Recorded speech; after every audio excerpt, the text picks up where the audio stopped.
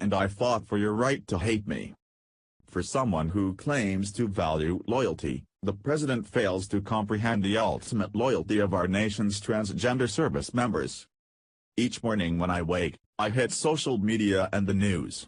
Sharing something profound or humorous is how I like to start my day. Believe me when I tell you, I was in complete shock when I read a series of the tweets by President Donald Trump exclaiming, "After consultation with my generals and military experts, please be advised that the United States government will not accept or allow transgender individuals to serve in any capacity in the U.S. military. Our military must be focused on decisive and overwhelming victory and cannot be burdened with the tremendous medical costs and disruption that transgender in the military would entail. Thank you." What started as shock immediately turned to seething anger. I have witnessed our president spew hyperbole and untruths for the past 7 months, but this latest statement has lowered the bar for presidential discourse to an all-time low.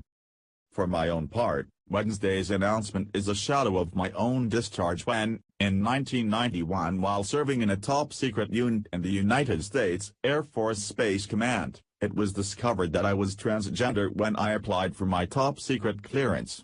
My career plans were destroyed as well as my ability to pay for my continuing education. There are so many unanswered questions right now. The Department of Defense is part of the executive branch. In addition, as head of the executive branch and commander-in-chief of the military, I can only assume that Donald Trump does have the power to make policy. However, his Twitter statement is so broad as to defy narrow interpretation. For instance, will not accept or allow transgender individuals to serve in any capacity in the U.S. military.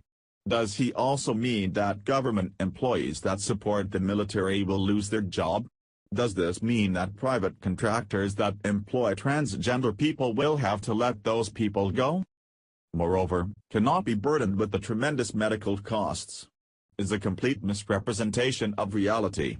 Currently, the Williams Institute estimates the number of transgender service members at 15,000, while the RAND Corporation estimates the number to be 1,320 to 6,630 and estimates increased medical costs for transgender soldiers to be $2.48.4 million.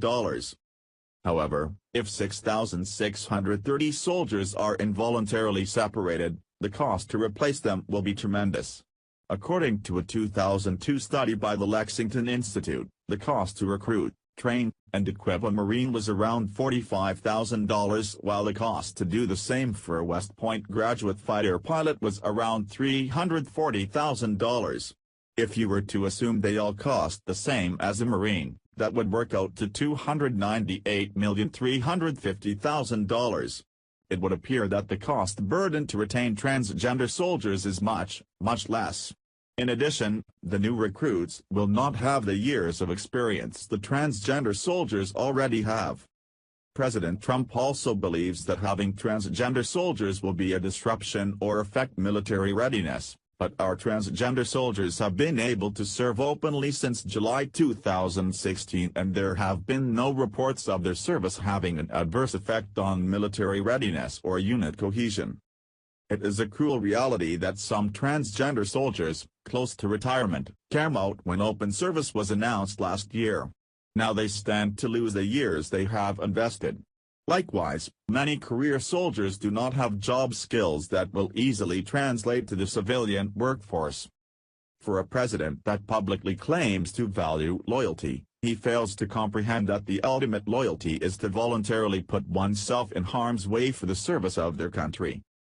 All around the world, right now, soldiers, sailors, airmen, and Marines are defending this country and they are wondering when their country is going to stand and defend them. Thank you for watching. What do you think about this? Share this on Facebook and Twitter along with your comments.